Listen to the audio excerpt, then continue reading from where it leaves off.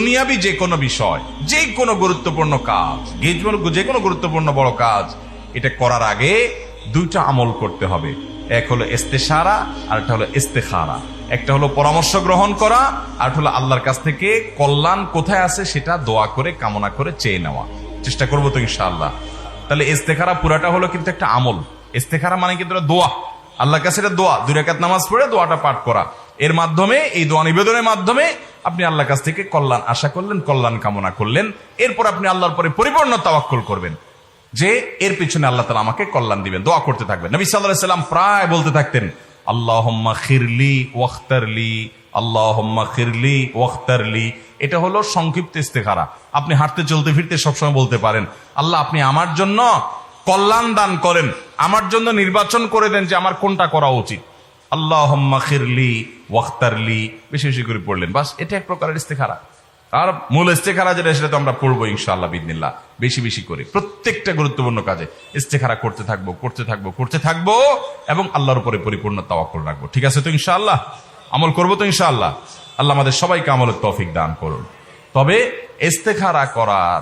ইস্তেখারা করার ব্যাপারে আমাদের মধ্যে অনেকগুলো বিভিন্ন রকমের চিন্তাধারা প্রচলিত আছে। এর ভিতরে একটা হলো, আমরা মনে করি যে ইস্তেখারা কিছু নেককার মানুষকে দিয়ে করাইতে হয়। এই জন্য অনেক লোক আছে দেখবেন, বিভিন্ন হুজুরদেরকে ধরেন যে হুজুর আমারে আপনি ইস্তেখারা করাই দেন। এটা নবী করিম সাল্লাল্লাহু আলাইহি ওয়াসাল্লামের সুন্নাহ দ্বারা প্রমাণিত না।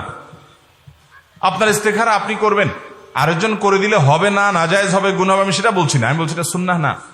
নবী করিম সাল্লাল্লাহু আলাইহি ওয়াসাল্লামের কাছে সাহাবীরা কেউ এসে বলতেন না, ইয়া রাসূলুল্লাহ আমার ইস্তেখারাটা আপনি করে দেন। এরকম কোন হাদিস থেকে আমরা জানি না। অথবা সাহাবীরা তাদের মধ্যে সিনিয়র সাহাবীদের কাছে, তুলনামূলক আমলদার মানুষের কাছে গিয়ে বলছেন, এরকম কোন রেওয়ায়েত আমরা পাই না।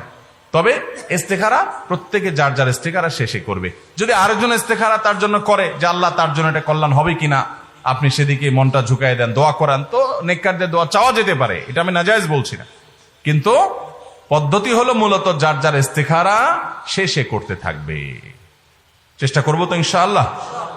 মহিলারাও করতে পারে, পুরুষরাও করতে পারে, একজন ছাত্র মানুষ করতে পারে, একজন ব্যবসায়ী মানুষ করতে পারে, যে কোনো পেশার মানুষ করতে পারে। এটার জন্য বিশেষ কোনো যোগ্যতার প্রয়োজন নাই।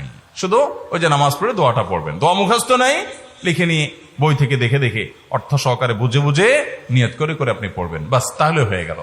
আর ওই যে পরামর্শ, মশওয়ারা, যেটা আমাদের থেকে বিদায় হয়ে গেছে, তাহলে পরামর্শ ভিত্তিক আমরা জীবনযাপন করব, ইস্তেখারা ভিত্তিক জীবনযাপন করব। তবে শরীয়তের কোন হালাল হারাম কাজ করবেন কি করবেন না, শরীয়তের কোন নির্দেশিত কাজ করবেন কি করবেন না, এই বিষয়ে আবার ইস্তেখারা চলবে না। আপনি যদি ইস্তেখারা করেন যে আল্লাহ হুজুর বলছে 5 ওয়াক্ত নামাজ পড়া লাগবে, কোরআনে আছে, হাদিসে আছে, আমি ইস্তেখারা করতে চাই, এটা আমার পড়া দরকার আছে না নাই, তাহলে এখানে ইস্তেখারার দরকার আছে কোনো? এখানে ইস্তেখারা করা যাবে না।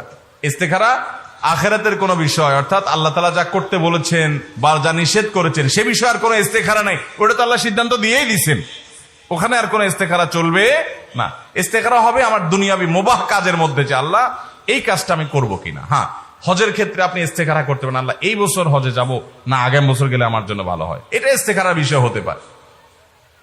আমি ইলম অর্জন করতে যাব, এই দেশে যাব নাকি ওই দেশে যাব, এই ইউনিভার্সিটিতে পড়বো না ওই ইউনিভার্সিটিতে পড়বো, এই মাদ্রাসা যাব না ওই মাদ্রাসা যাব, এগুলো ইস্তেখারা বিষয় হতে পারে। আমি ইলম অর্জন করব নাকি ইলম বাদ দিয়ে আমি জাহেল থাকবো, এটা কোনো ইস্তেখারা বিষয় হতে পারে। যেটা শরীয়ত আমাকে করতে বলেছে সে বিষয়ে আর কোনো ইস্তেখারার দরকার নাই। অতএব ইস্তেখারা এবং ইস্তেশারা দুইটাই আমরা করব। এখন প্রশ্ন হলো, কোনটাকে অগ্রাধিকার দেব? কি আগে পরামর্শ করব নাকি আগে ইস্তেখারা করব, না কোন খাতে কোনটা করব? এটা নিয়ে উলামা ইকরামের নানা রকম ব্যাখ্যা আছে। অনেক উলামা ইকরাম বলেছেন, যেহেতু হাদিসে আলাদা করে এটার কোনো আপনার ঠিক করে দেওয়া হয় নাই, তারতিব ঠিক করে দেওয়া হয় নাই, যে সিরিয়াল বলে দেওয়া হয় না যে এটার পরে এটা, এটা না হলে এটা। অতএব আপনি চাইলে দুইটা প্যারালালি করতে পারেন, দুইটা একসাথে করতে পারেন। পরামর্শ করলেন আবার ইস্তেখারা করলেন। অনেক উলামা ইকরাম বলেছেন আগে পরামর্শ করা ভালো।